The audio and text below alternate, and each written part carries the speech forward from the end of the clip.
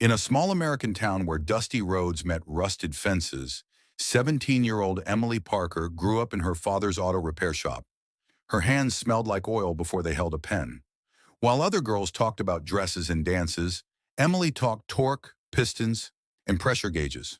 Her father, Joe Parker, was known as the best mechanic in 3 counties, but to most, Emily was just the mechanic's daughter. At Westbrook High, Emily didn't exactly fit in. She wore flannel shirts and steel-toe boots, not cheer uniforms. Most students ignored her except a few boys from the school's elite auto club. They'd often mock her behind her back.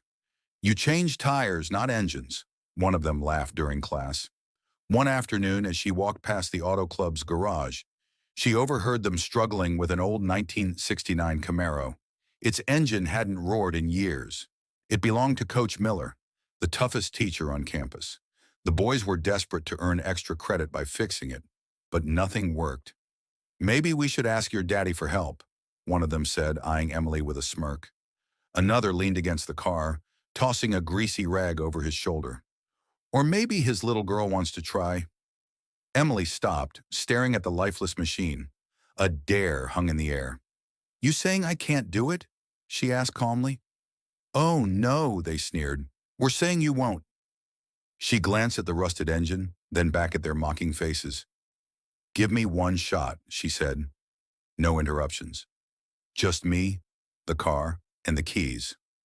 Coach Miller, watching from a distance, crossed his arms. "If she touches that engine, she's responsible. No help. And if she fails, it's done."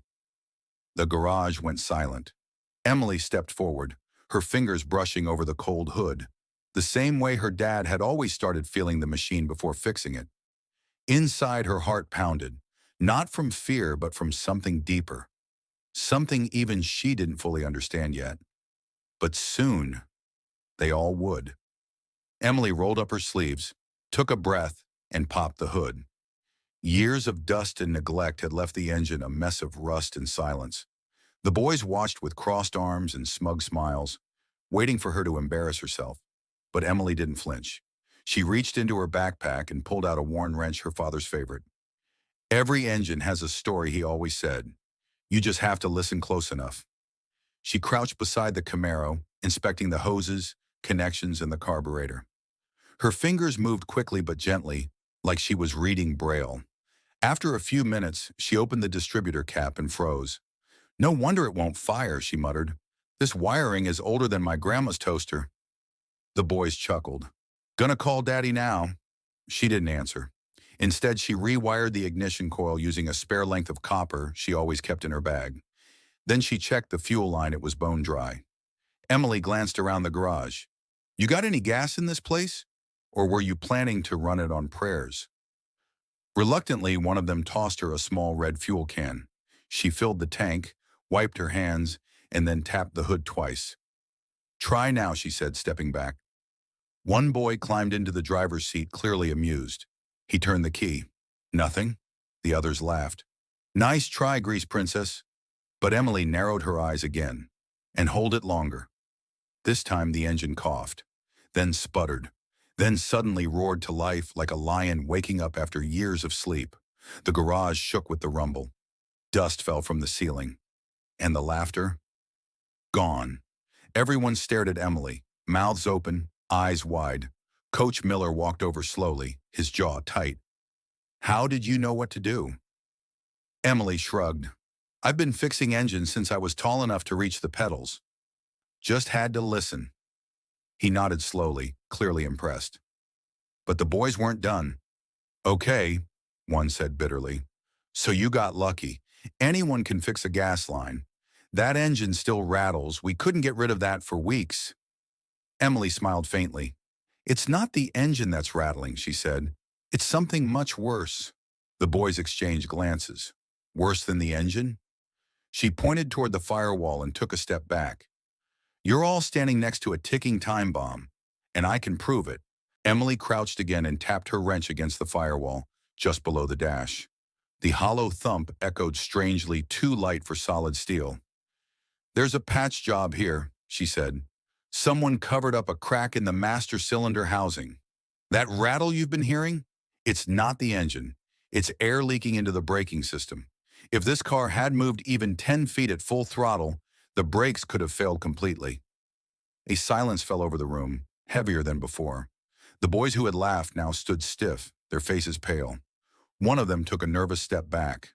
Coach Miller looked concerned for the first time. Emily pulled off the loose panel and exposed the hairline crack, barely held together with dried epoxy and tape. "This isn't just sloppy work," she said. "This is dangerous. Whoever tried fixing this before nearly got someone killed." Coach walked over, inspecting the damage.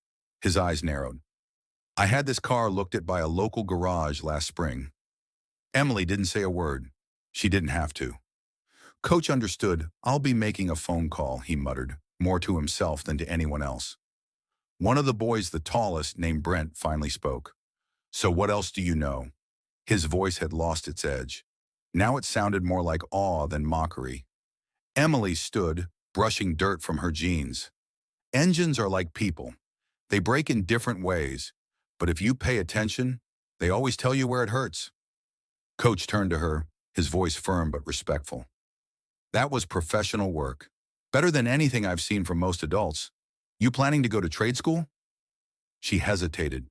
"I want to, but we can't afford it. Dad's been sick. Shop barely stays open." Coach's expression shifted.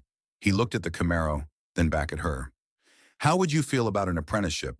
Full ride, paid tools, credits towards certification? You'd work under one of the best restoration experts in the state." Emily blinked. "You're serious," he nodded. "You've earned it." The garage filled with stunned silence this time, not from shame, but from realization. The girl they mocked just rewrote their definition of skill. But as the Camaro rumbled softly behind her, Emily looked down, her smile fading.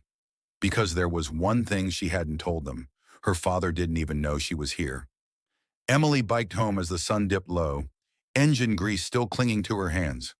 The wind felt different now, like it carried a new weight. Not just pride, but fear too. As she rolled up to the worn-down Parker Auto sign, she saw the lights still on. Through the dusty window, her father sat slouched in his chair, coughing into a rag.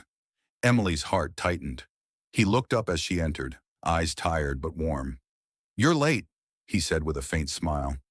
"Ran into something unexpected," she replied, tossing her bag down. Joe raised an eyebrow. "Engine trouble." She nodded slowly. "Yeah, a 1969 Camaro. The school's been trying to fix it for months." She paused, her throat tightening. "I fixed it, Dad. They dared me, and I just knew what to do." Joe leaned forward. "You fixed that Camaro." His voice cracked. She nodded, eyes glistening. "Coach Miller offered me an apprenticeship, full ride, paid tools, real training." He stared at her, silent. "I didn't go there planning to show off," she said softly. "I just wanted to prove I was more than a mechanic's daughter." Joe slowly stood and walked over, placing a hand on her shoulder. "You were never just that, Emily. But today, you became something even I couldn't teach." She looked up at him. "Can we do this, Dad? Can I really leave the shop?" He coughed again, this time harder, then gave a weak smile. "This shop was never your future. It was just your beginning." Tears slipped down her cheeks as she hugged him tight, feeling how fragile he'd become. Weeks passed. Emily started her apprenticeship, diving deep into restoration work. Her name began to spread in local circles, not as Joe Parker's daughter, but as the girl who revived an engine no one else could. But one chilly morning, as she arrived at the shop to visit her dad, the door was locked. A neighbor handed her a note left by the hospice nurse Joe had passed in his sleep peacefully. Emily sank to her knees on the pavement, clutching the note, the world around her blurring. Later that evening, she walked into the garage alone, sat in his chair, and picked up his old wrench. She held it to her chest, eyes closed. Her journey had started in her father's shadow, but now it was her legacy to carry forward, and somewhere in the silence, she could still hear his voice. "Every engine has a story, and so do you."